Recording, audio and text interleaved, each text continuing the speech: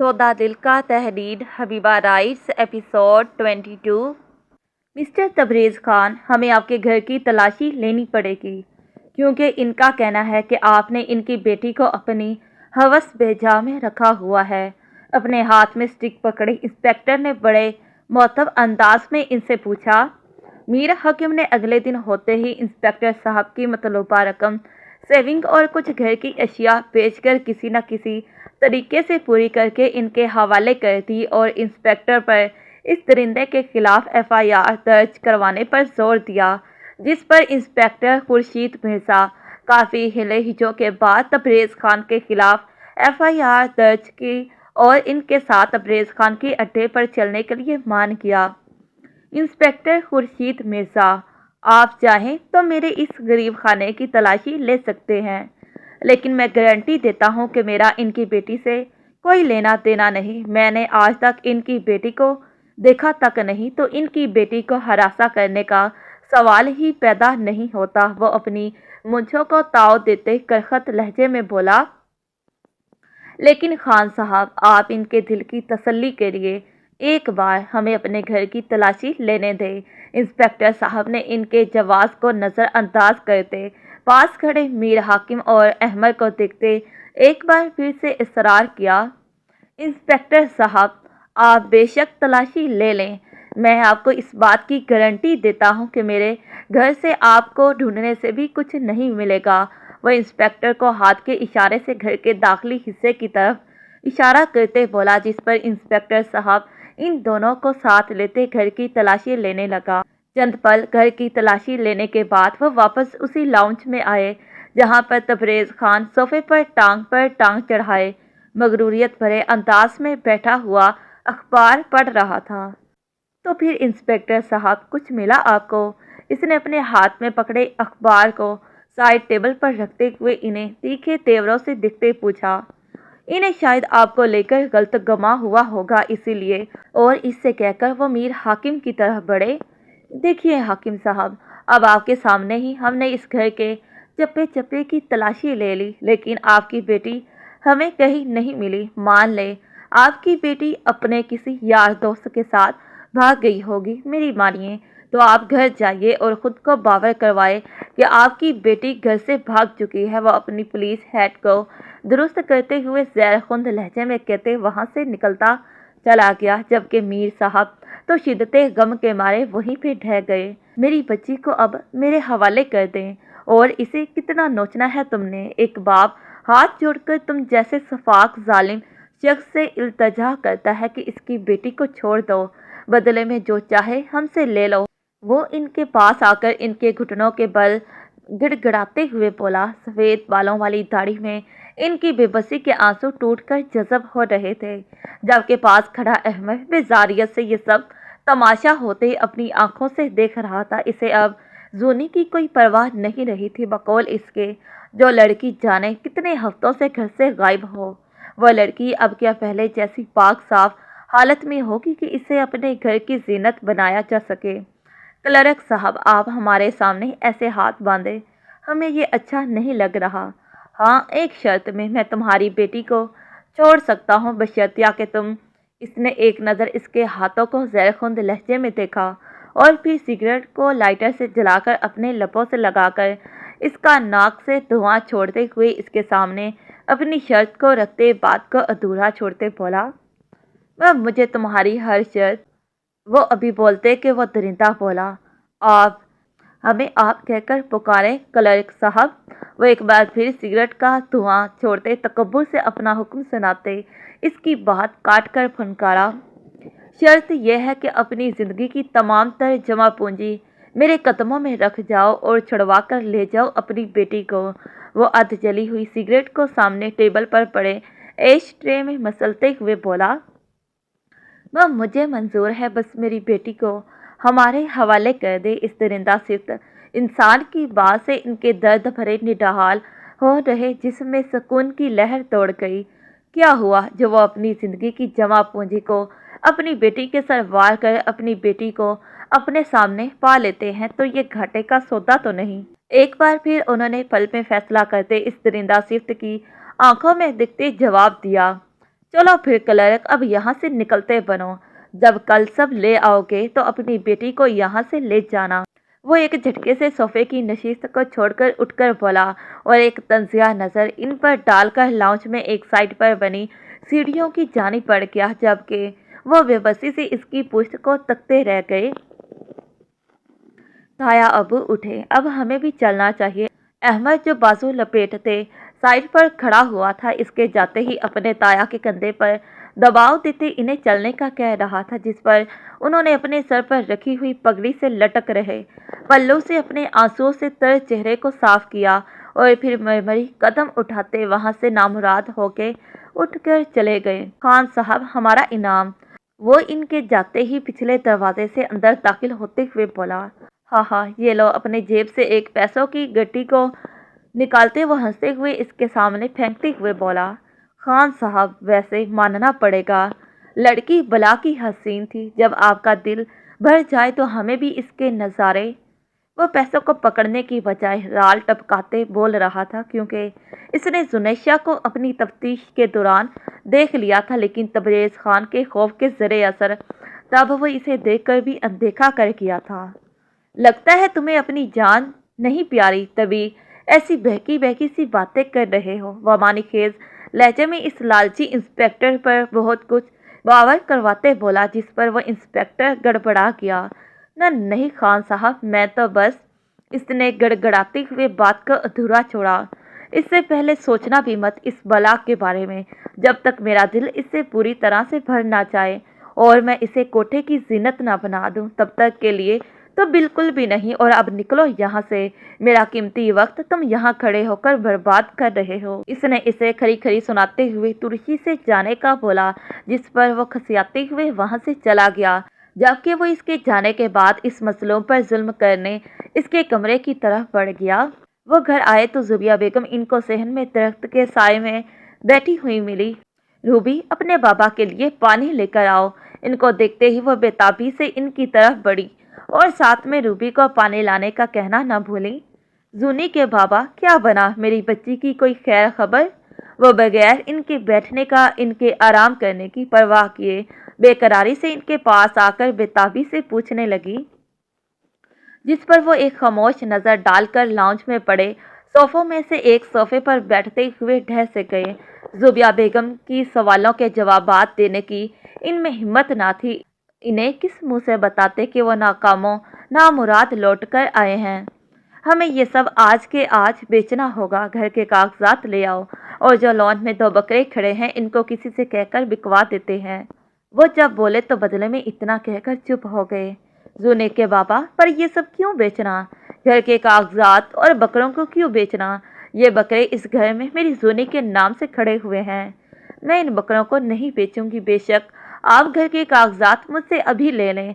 वो इनके सोफे साइड किनारे पर पड़े इनके खुदरे हाथ पर अपना नाजुक नरम हाथ रखते बोली, करना पड़ेगा जुबिया बेगम, वरना वो काफिर हमारी बेटी को अपनी कैद से कभी रिहा नहीं करेगा और मेरी बेटी इस काफिर की कैद में घुट घुट कर यूं ही मर जाएगी।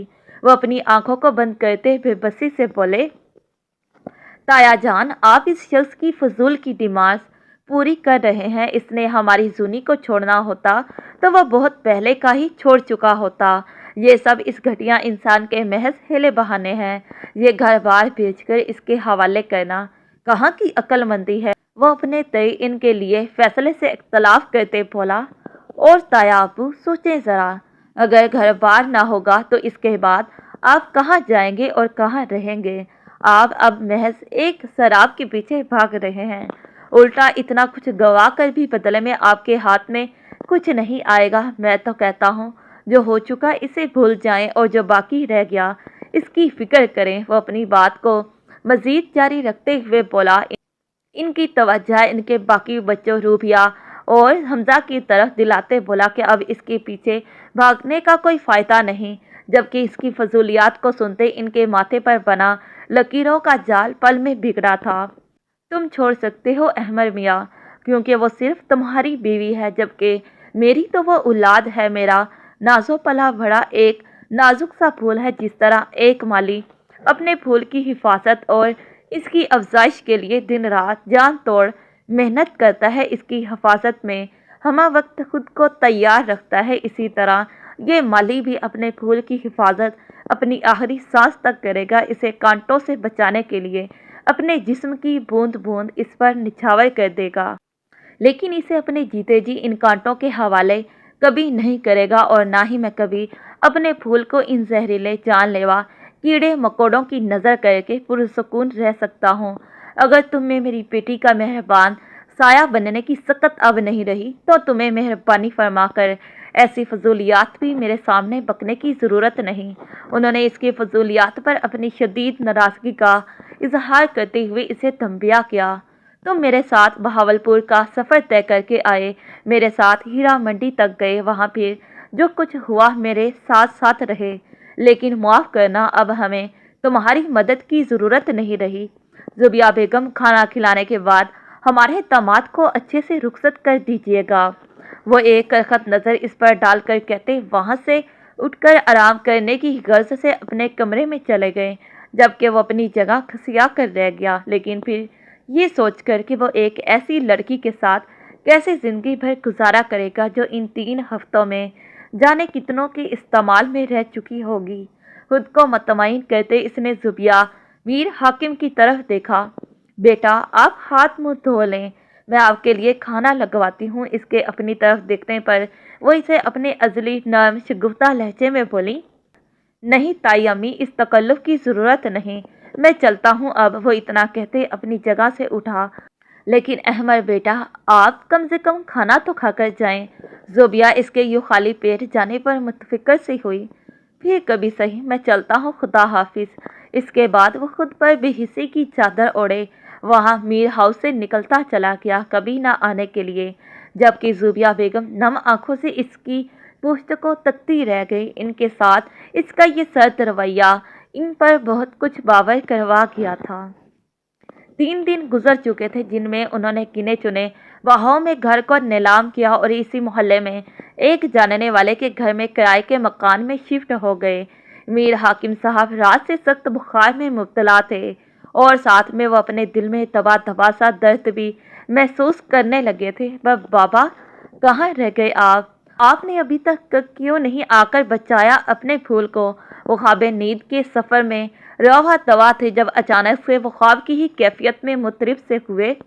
زونی میری بچی، اپنی بچی کی درد بھری چیخو پکار پر ہڑبڑا کر اپنی جگہ سے اٹھے، جبکہ کمرے میں آتی زبیہ میر پریشانی سے ان کی طرف بڑھی۔ کیا ہوا روبی کے بابا، آپ ٹھیک تو ہیں؟ وہ ان کے پاس بیڈ پر جگہ بنا کر بیٹھتی ہوئی فکر مندی سے پوچھ رہی تھی۔ زبیہ کیا وقت ہوا ہے؟ انہوں نے بیڈ سے اٹھ کر اپنے پاؤں نیچے کر کے فرش پر پڑے سلیپرز کو پہنتے ہوئے پوچھا۔ جی دن کے 12 بج رہے ہیں۔ ان کے پوچھنے پر انہوں نے پیچھے مڑ کر وال میں نصب کیے گئے وال کلاک پر وقت دیکھتے بتایا۔ میرا بیگ تیار کریں، جس پر وہ اتنا کہہ کر خاموش ہو گئے۔ زبیہ بیگم خاموشی سے اٹھی اور کبر سے نکال کر ایک مخصوص بیگ ان کے پاس رکھ دیا، جبکہ وہ ایک نظر بیڈ پر پڑے بیگ پر ڈال کر فریش ہونے واش روم چلے گئے۔ میری بیٹی بہت تکلیف میں ہے زبیہ، میرے پیچھے میری بیٹی کے لیے دعا کرنا، ایک باپ کے لیے دعا کرنا جو کم سے کم اس بار نامراد لوٹ کر واپس نہ آئے، دعا کرنا جب لوٹ کر آئے تو اس کے پہلو میں اس مالی کا پھول ہو، جس کی مہک کو پاتے یہ نامراد مالی پھر سے جی اٹھے۔ بیگ پر مضبوطی سے اپنے ایک ہاتھ کی گرفت جماتے پختہ لہجے میں یاسر تو امیر سے ان کی طرف دیکھتے کہا، اور پھر ان پر اپنی ایک الوداعیہ نظر ڈال کر وہاں سے چلے گئے۔ وہ تقریباً 4:30 بجے کا وقت تھا جب وہ اس علاقے کے پوش ایریا میں بنے اسی بنگلے کے سامنے کھڑے تھے جہاں پر ان کی بیٹی ذلت و رسوائی سے بھی بدتر زندگی گزار رہی تھی۔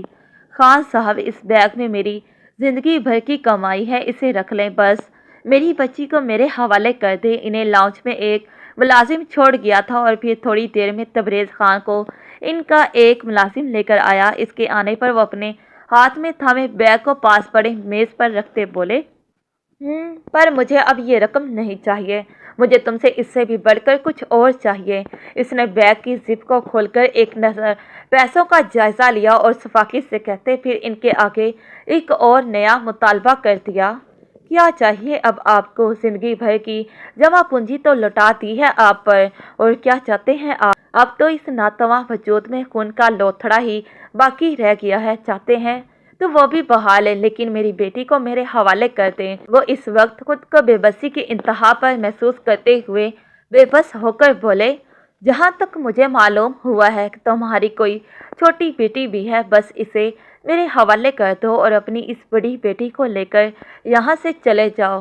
وہ ذلیل انسان انسانیت کے درجے سے کئی گنا گر کر ایک باپ کی بے بسی کا مذاق اڑاتے کہکا لگا کر بولا، ذلیل کمینے انسان، میں تمہاری جان لے لوں گا۔ تمہاری ہمت بھی کیسے ہوئی میری بیٹی کے خلاف گھٹیا بکواس کرنے کی؟ آج ان کی بے بسی کی انتہا ہوئی تھی۔ اگر اب وہ اس کے آگے گھٹنے ٹیک دیتے تو آج ایک باپ کی ہار ہو جانی تھی، جو ایک درندہ صرف انسان سے ہار گیا۔ ہاں بول، اب کیا بکواس کی تم نے میری بیٹی کے خلاف؟ تجھے تو میں وہ سارے لحاظ کو بالائے طاق رکھتے چیل کی مانند اس پر جھپٹے تھے اور اسے پل میں ادموا کر دیا، لیکن کہتے ہیں اپنی گلی میں تو کتا بھی شیر ہوتا ہے۔ یہی حال تبریز خان کا تھا۔ اسے پیٹتا دیکھ کر اس کی ایک دھاڑ پر اس کے آدمیوں نے مار مار کر میر حاکم کا اپنے مالک سے بھی برا حال کر دیا تھا، اور ان کے ادمرے وجود کو اٹھا کر اپنے مالک کے اشارے پر انہیں گیٹ سے باہر پھینک دیا۔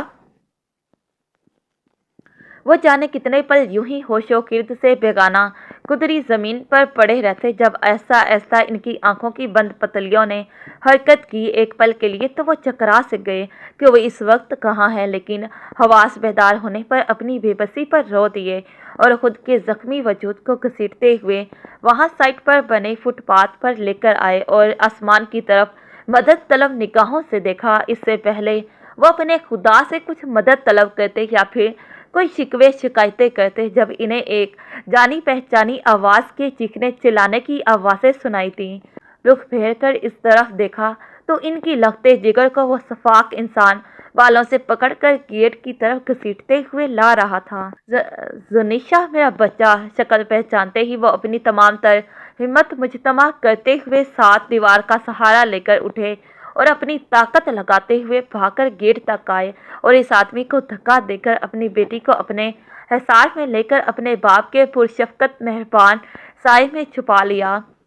زنی، میری بچی! اس کے ماتھے پر پیار بھری مہر ثبت کرتے ہوئے وہ اس کے چہرے کے ایک ایک نقش کو پیاسی نظروں سے دیکھ رہے تھے۔ اس کے چہرے پر کئی ان گنت نشانات تھے، سائڈ سے پھٹا ہوا ہونٹ، گالوں پر تھپڑوں کے نشانات، بال کھلے بکھرے ہوئے، جبکہ نیلی ویران درد بھری آنکھیں رت جگہ کی داستان سناتے ہوئے انہیں غم کی اتھاہ گہرائیوں میں دھکیل گئی تھی۔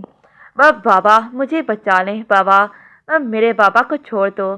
ابھی وہ کچھ کہتی کہ کسی نے پیچھے سے میر حاکم کے سر پر ڈنڈا مارا تھا، جس سے ان کے ہاتھوں کی گرفت زونی پر ڈھیلی پڑی تھی، لیکن اپنے حصار سے نکلنے کی اجازت انہوں نے اسے پھر بھی نہیں دی تھی، بلکہ کوشش کر کے اور بھی اسے خود میں بھیج لیا تھا۔ مار تو اس بڈھے کو، یہ بوڑھا آج کچھ زیادہ ہی اکڑ دکھا رہا ہے۔ وہ داخلی دروازے سے ان کے پاس آتے ہوئے اپنے آدمیوں کو حکم دیتے بولا، جس کے حکم پر اس کے آدمیوں نے اس کی پیٹھ پر ڈنڈے مارنا شروع کر دیے۔ بابا، مجھے چھوڑ دے بابا، یہ لوگ آپ کو مار ڈالیں گے۔ بابا، آپ گھر جائیں۔ اپنے بابا کو ان درندوں کے ہاتھوں مار کھاتے دیکھ کر اس نے تڑپ کر مچلتے ہوئے ان کے حصار سے نکلنا چاہا۔ نہیں زنی، میں مر جاؤں گا، لیکن اب اپنے پھول کو خود سے دور نہیں کروں گا۔ وہ اس کے بازوؤں پر اپنی گرفت مضبوط کرتے بولے، جب دفعتاً انہیں اپنے کندھے پر کسی نوکیلی چیز کی چبھن کا احساس ہوا۔ ان کے ہاتھوں کی گرفت نہ چاہتے ہوئے بھی اپنی بیٹی پر ڈھیلی ہوئی۔ میرے بابا کو چھوڑیں، میں کہیں نہیں جا رہی۔ میرے بابا! ٹکڑوں میں ان کا نام لیتے ہوئے اس نے آگے بڑھ کر زمین بوس ہوئے اپنے باپ کے درد سے نڈھال ہو رہے بے جان وجود کو تھامنا چاہا، جب اس کے کسی نے اسے بالوں سے ایک جھٹکے سے کھینچتے ہوئے اپنی اور کھینچا۔ میرے بابا کو چھوڑ دیں، میرے بابا کو جانے دیں۔ اس کی سخت بے رحم گرفت میں پھڑپھڑاتے ہوئے وہ اس شفاق شخص کی منتیں ترلے کرنے لگی، جس پر اس شخص نے شاید اس پر رحم کھاتے ہوئے اس کے بالوں پر اپنی گرفت کو دفعتاً ایک پل کے لیے نرم کر دیا۔ بابا، میرے پیارے بابا! اپنی آنکھیں کھولے جس پر وہ اپنے بابا کے پاس بیٹھتے ان کے گال کو تھپتھپا کر انہیں ہچکیوں کے درمیان اٹھانے کی کوشش کرنے لگی۔ ہاں، جبکہ تبریز خان اس دوران گھٹنوں کے بل بیٹھا تھا اور دونوں باپ بیٹی کی بے بسی کو دیکھتے اس نے کہکا لگایا، جانتی ہو نگاہے، میں نے تمہارے باپ کو کون سا انجیکشن لگایا؟ وہی جو تمہارے قریب آنے پر میں تمہیں دن رات لگاتا ہوں۔ وہ اس کے بالوں کو پیچھے کرتے بولا، جس پر اس نے اسے بے یقینی سے دیکھا اور پھر اپنے باپ کی کھلی پھٹی ہوئی آنکھوں کی طرف دیکھ کر سسک اٹھی۔ اٹھو، تمہارے حسن سے اب میرا جی بھر چکا ہے، چلو بھاگتے چور کی لنگوٹی کے مصداق میں شبیہہ بانو سے تمہارا سودا طے کر کے کیوں نہ میں تمہارے جاتے جاتے کچھ دام ہی کما لوں۔ وہ اس کے چوٹی کے بالوں کو پکڑتے اسے اٹھاتے ہوئے اس کے منہ پر پھنکارا، اس کے باپ کی لاش کو گیٹ کے باہر جھاڑیوں میں پھینک دو۔ اس نے اپنے آدمیوں کو اشارہ کر کے میر حاکم کے بے جان ہو رہے وجود کو گیٹ کے پار جھاڑیوں میں پھینکوا دیا۔ بابا، میرے بابا! جبکہ وہ اس دوران مسلسل مزاحمت کرتی ہوئی اس نے اس کی سخت پکڑ سے آزاد ہونا چاہا، لیکن اس کی کمزور سی مزاحمت اس دیو ہیکل جیسے شفاف انسان کے آگے کمزور تھی، جس پر وہ اسے اپنی بلیک فارچونر میں گھسیٹتے اپنی گاڑی کی بیک سائڈ پر دھکیلا اور پھر اپنے ہاتھ میں پکڑے انجیکشن کی سرنج کو اس کے بازو پر بے رحمی سے چبو دیا، جس کے چلتے اس کی وہ کمزور سی مزاحمت بھی اپنے آپ دم توڑ گئی اور پھر اپنے بے بس باپ کی طرح وہ اسے پتھرائی ہوئی نظروں سے دیکھتی رہ گئی۔ گاڑی کا دروازہ ٹھاک کی آواز سے بند کرتے ہوئے اس کے اشارہ کرنے پر اس کے آدمی نے اس کی گاڑی کو اس علاقے کے مشہور ریڈ لائٹ ایریا شبیہہ بانو کے کوٹھے کی طرف جاتے راستے پر ڈال دیا۔ دن رات یوں ہی اپنے پوری آب و تاب سے گزر رہے تھے۔ یہ دن رات کسی کی زندگیوں میں خوشیاں لے کر آئے تھے تو کسی کی زندگیوں کو رات کی تاریکی کی طرح گزرتے شب و روز کے ساتھ مزید تاریک، ویران اور دھندلا کرتے جا رہے تھے۔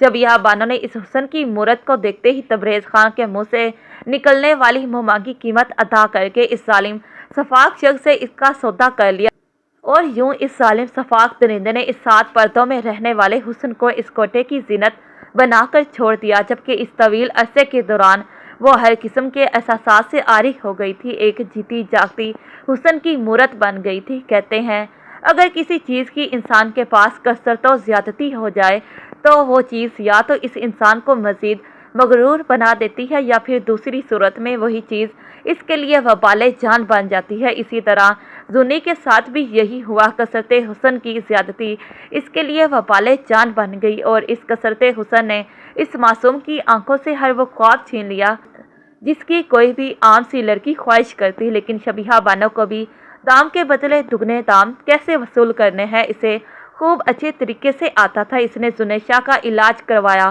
اور اس کے زخموں کے منمل ہونے کا 1 ماہ تک انتظار کیا، لیکن اس کے جسم پر لگے داغ تو ایسا وقت گزرنے کے ساتھ شاید مندمل ہو جاتے، لیکن روح پر لگنے والے داغ کسی بگڑے ہوئے زخمی ناسور کی طرح مرتے دم تک باقی رہ جانے والے تھے۔ جبکہ اس دوران اسے اپنے شیش محل میں جسموں کے سوداگری کرنے والوں سے اس کے حسن کو بچاتے ہوئے بنا سوار کر رکھا، اور بالآخر 4 ماہ بعد جب ان کی محنت رنگ لائی تو مقابل نے اکرام خانزادہ کے روپ میں پلک جھپکتے ہی ان کو چاروں شانے چت کر دیا تھا۔ اتنے درد اور تکالیف کو سہنے کے بعد اس طرح زنیشا میر حاکم اکرام خانزادہ کی ریاست میں جا پہنچی۔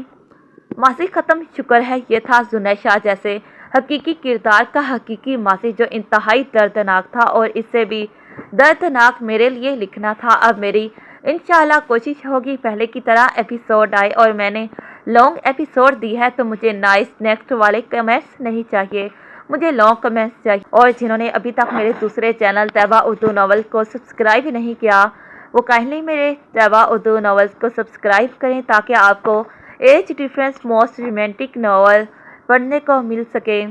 اور جنہوں نے میرے چینل کو سبسکرائب کیا ہے ان کے لیے ڈھیر سارا میری طرف سے شکریہ۔ پھر ملتے ہیں اسی ناول کے نیکسٹ پارٹ پر، تب تک کے لیے خدا حافظ، bye bye and take care.